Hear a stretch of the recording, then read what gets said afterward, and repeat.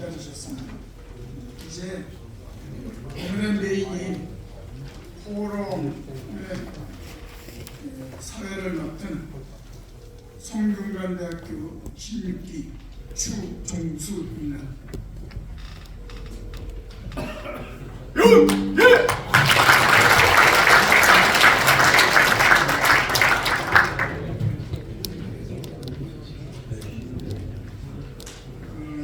우선 두 가지 주제의 포럼을 갖는데, 먼저 첫 번째 주제인 주의 나라를 위한 사명이라는 주제로 말씀을 주실 우리 한남대학교 회계학을 전공하신 ROTC 27기 육군 제2작전사령관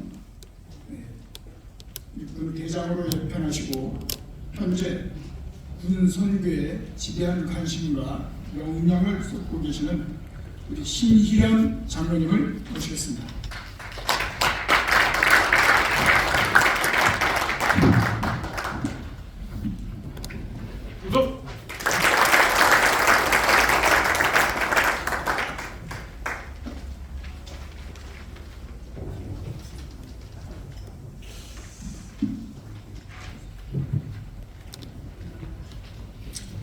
안녕하십니까.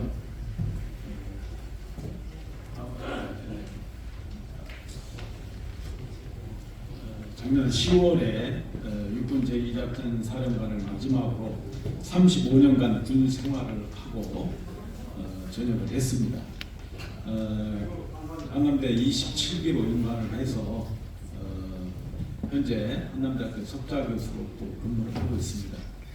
저의 그 군 생활을 되돌아보면 정말 하나님께서 인도하셨고 또 때마다 지켜주셨기 때문에 제가 국가에 헌신할 수 있었으니 정말 감사를 드리고, 어디를 가서 제가 강연을 하거나 간증을 할 때 정말 살아계신 하나님을 높여드리지 않을 수가 없습니다. 오늘 이렇게 부족한 저에게 우리 최원선 선배님께서 알견 포럼을 하는데 와서 좀 이렇게 강사로 임무를 좀 했으면 좋겠다 하는 그런 제안을 받았습니다. 받고 나서 제가 엄청난 고민을 했습니다.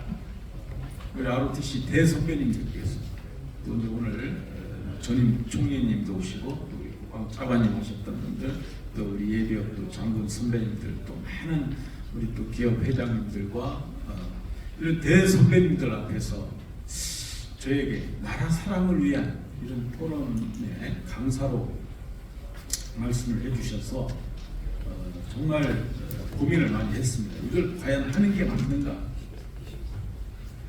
고민을 하다가 또 이제 다양한 그런 또 생각과 의견이 또 많은 이런 부분에 있어서 또 개인의 의견을 또 잘못 얘기할 수도 없고 해서 고민을 많이 했었습니다. 그런 결과 그래도 우리는 하나님의 자녀로 또 ROTC 기독장교라는 이런 공통점 하에서 우리가 나아가야 될 방향, 이 방향을 또 함께 나누는 것도 좋겠다는 그런 생각을 하고 했습니다.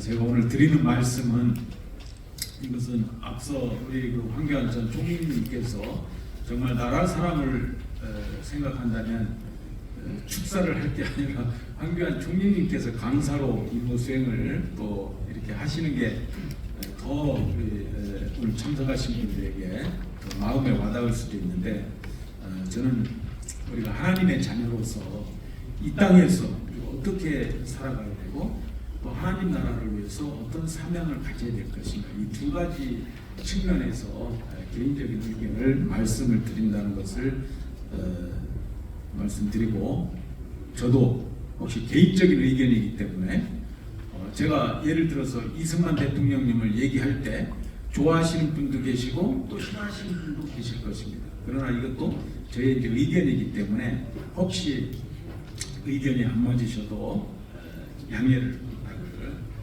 말씀드리겠습니다.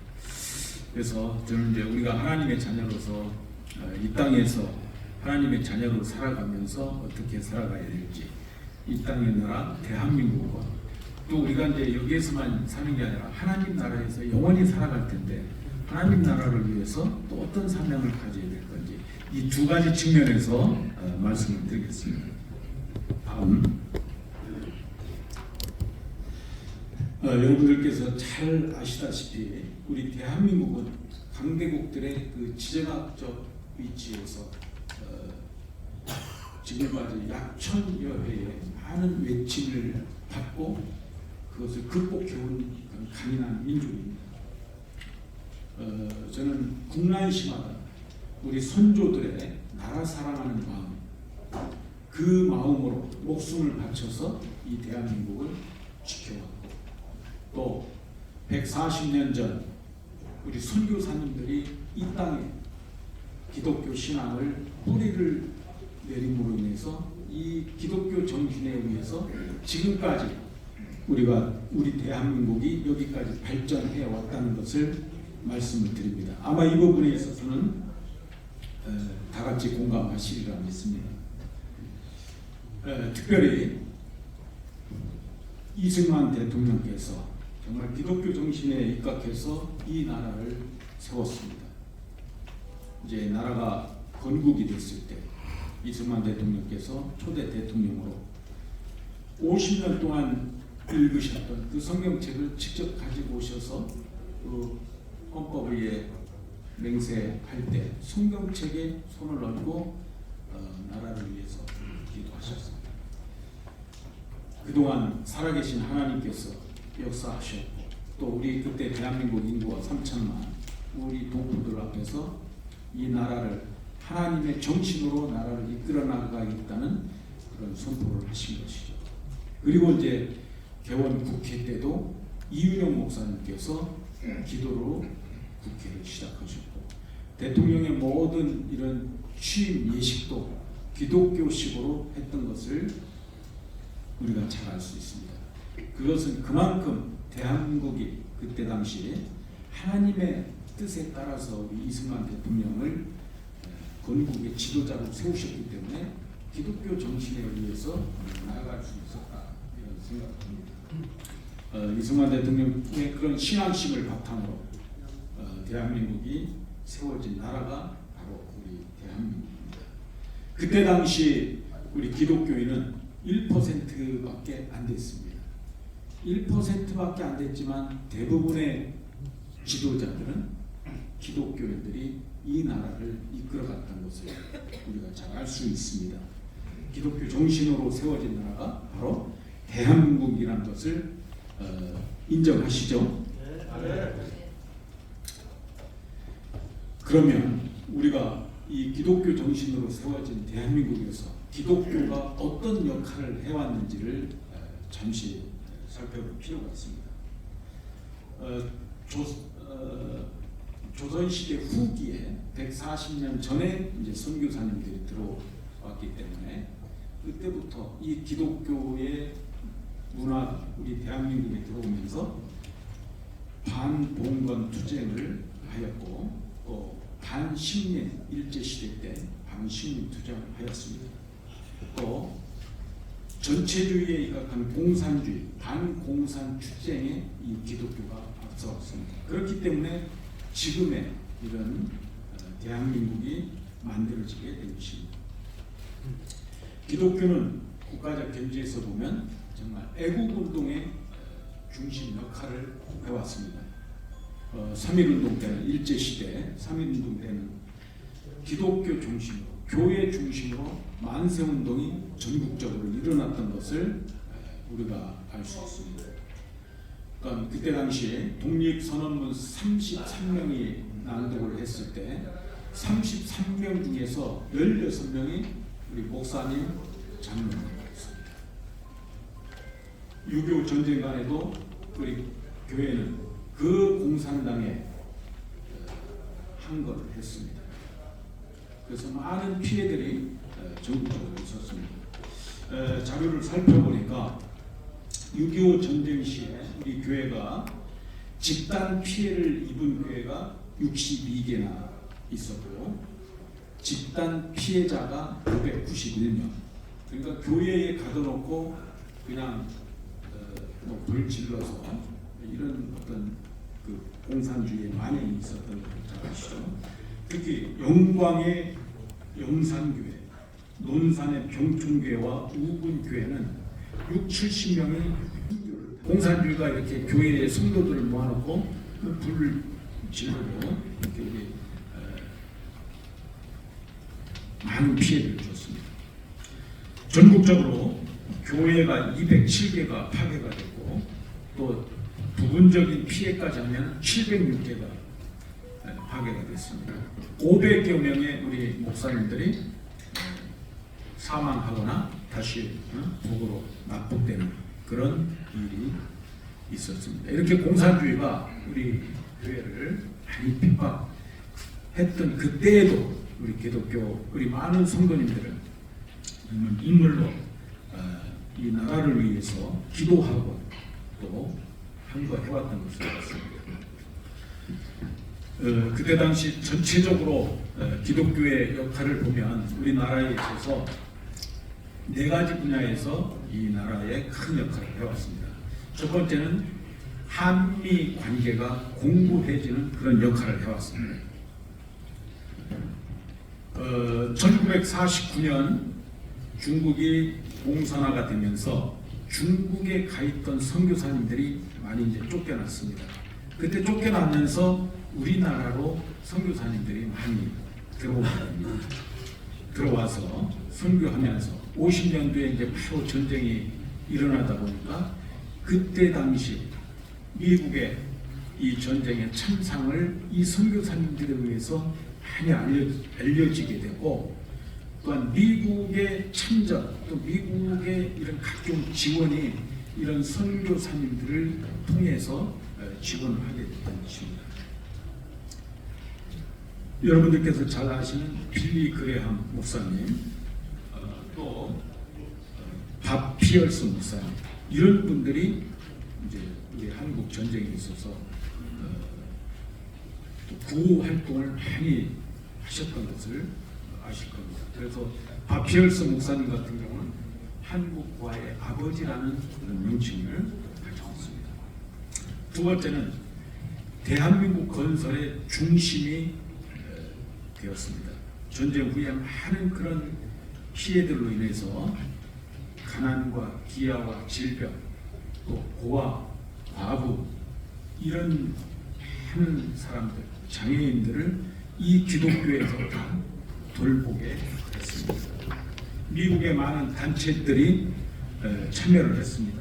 월드비전, 컴패션, 홀트 아동 복지회 이런 단체들이 이 전쟁 후에 우리나라에 와서 각종 구제와 그런 한국의 사회복지 이 사업이 그때부터 이루어지게 된 것입니다.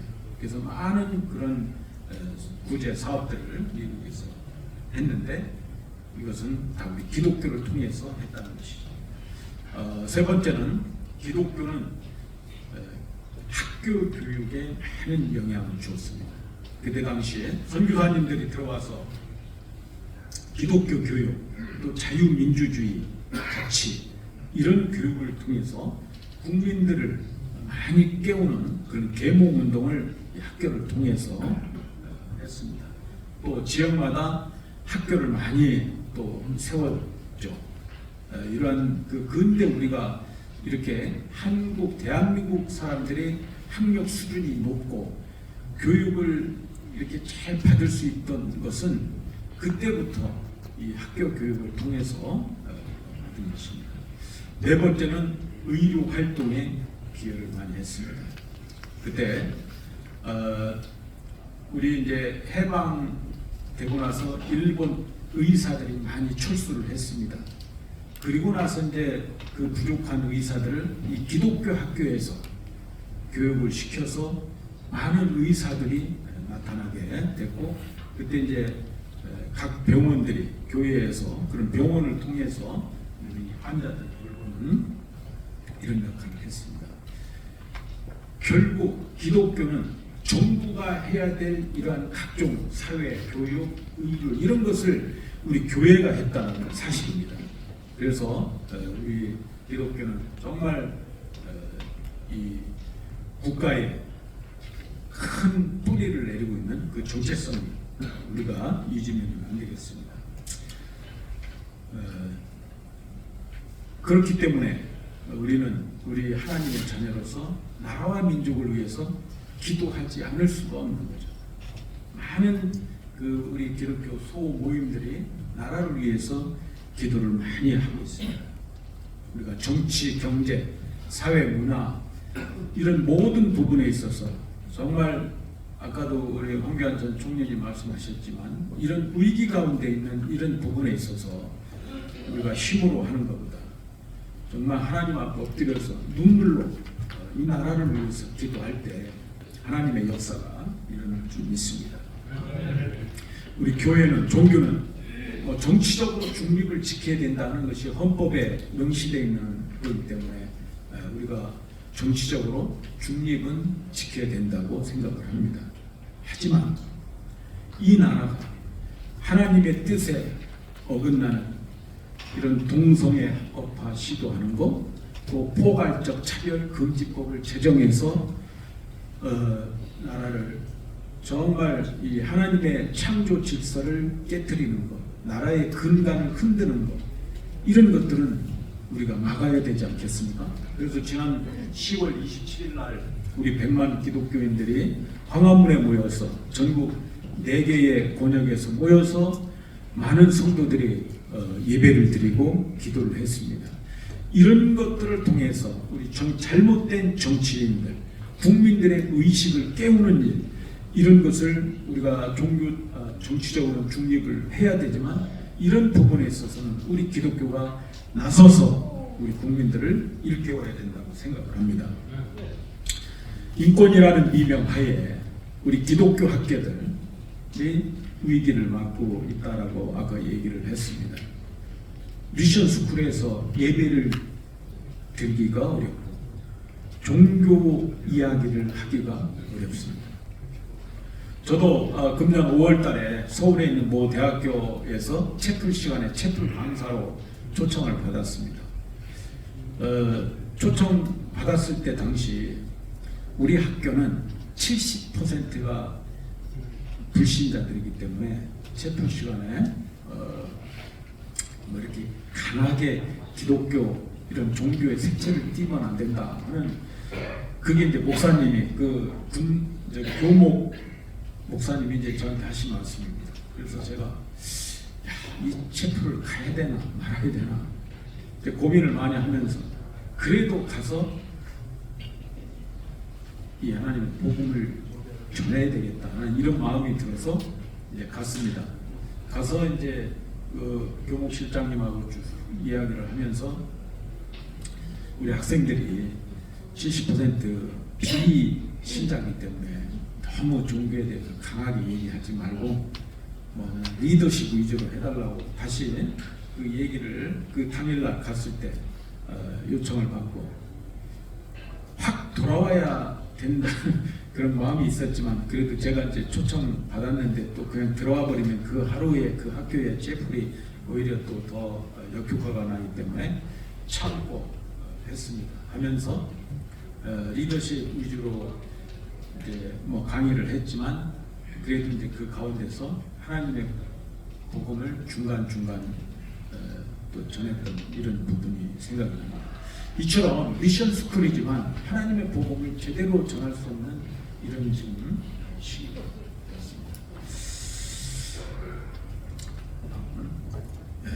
이것이 지금 대한민국의 우리 기독교의 종교의 그런 아까 이제 사회주의 그런 사상들 때문에 무너지고 있는 한 틀이 아닌가 생각합니다. 지금 대한민국의 이런 변화되는 것이 너무 아주 급격하고 많은 변화들이 있습니다. 요즘에는 우리 젊은 MZ세대라고는 이 젊은 친구들의 가치관의 변화가 이 종교에도 큰 영향을 줍니다. 이런 많은 차이들 때문에 우리 종교 인구가 많이 감소가 되고 있습니다. 특히 코로나 이후에 더 많은 감소세를 보이고 있는 거죠. 현재 나오는 이것은 우리의 그 종교 연구센터에서 이제 설문조사를 통해서 한 건데 코로나 이전의 수치입니다. 2012년도에는 우리가 1,000만 명이 넘었습니다. 기독교 인구가. 2022년에는 740만 명이 될 것이다. 2032년에는 500만 명대로 감소가 될 것이다라고 리서치를 해서 발표를 했던 자료입니다.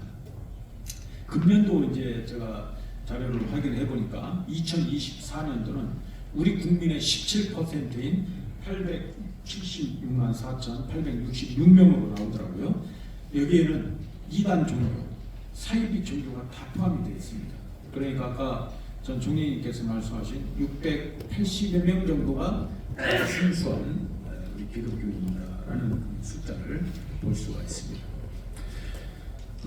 지금의 위기에 있는 이러한 우리 대한민국 종교의 위기 이 가운데서 우리가 해야 될 것은 하나님께서 마가복음 16장 15절에 말씀하신 너희는 온 천하에 다니며 만민에게 복음을 전하라.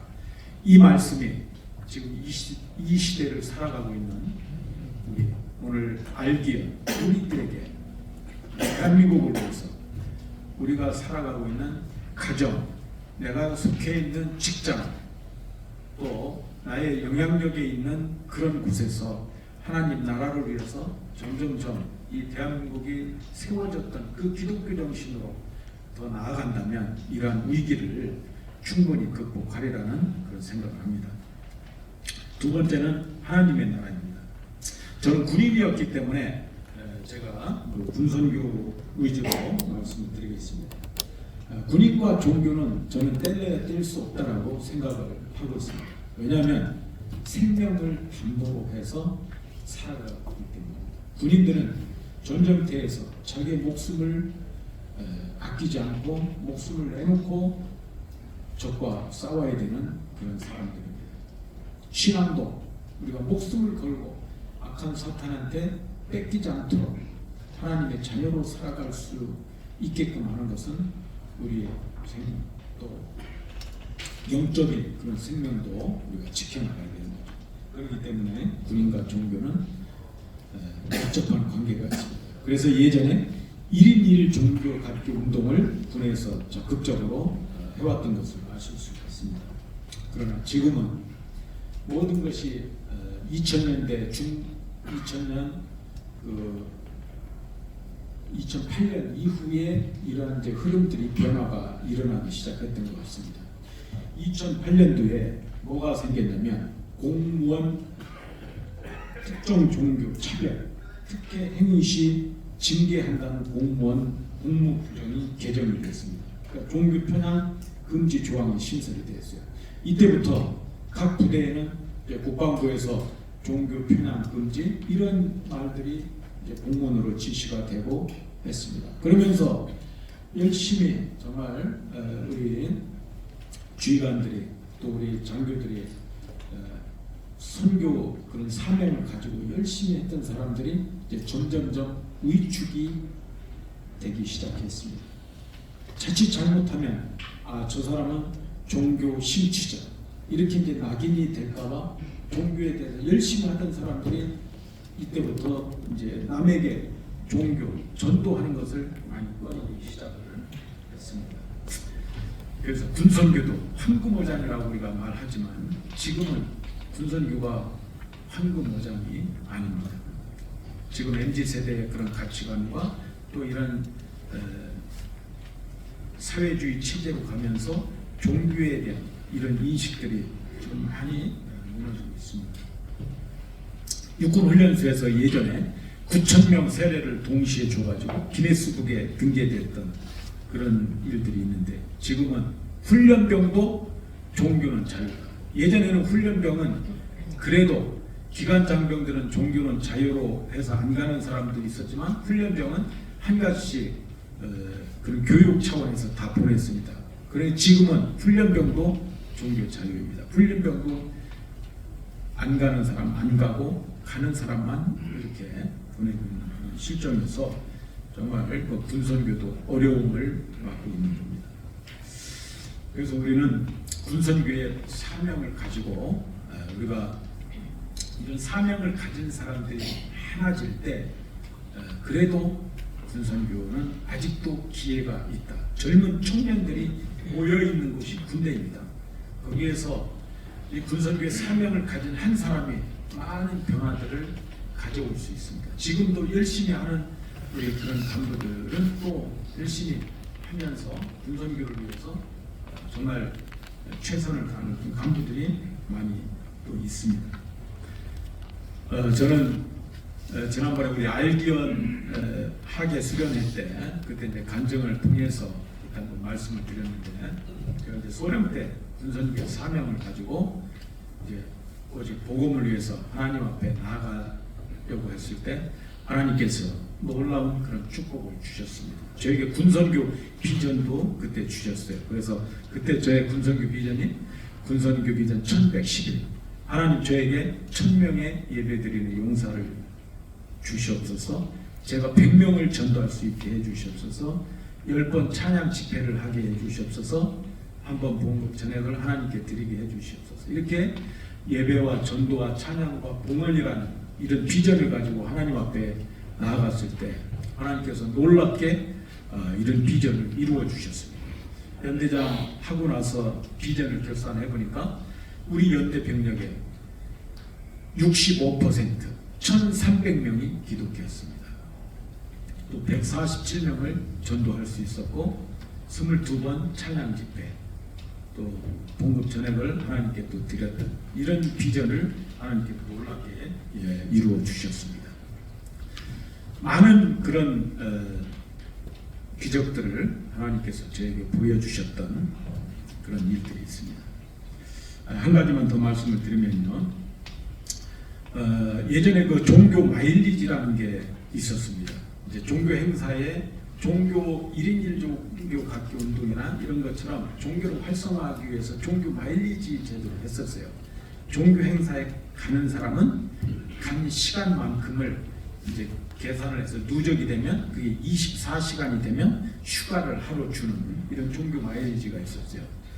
그런데 2008년 이후에 이제 인권이 군에 이제 막 들어가면서 그 종교 마일리지를 못하게 했습니다. 왜냐하면 종교 행사 하는 사람은 그 혜택을 볼 수 있는데 종교 행사를 안 가는 사람은 혜택을 못 보기 때문에 그거는 형평성에 안 맞다. 그래서 법적으로 그걸 못하게 했습니다. 그래서 이제 한동안 못했었고 저는 이제 그것을 그렇다면 이것을 할 수 있는 방법이 어떤 것인가 본부하고 이제 상의를 했습니다. 저희 연대장 때 이제 사당 본부하고 상의를 해보니까 누구나 다 기회를 똑같이 주면 상관없다라는 겁니다.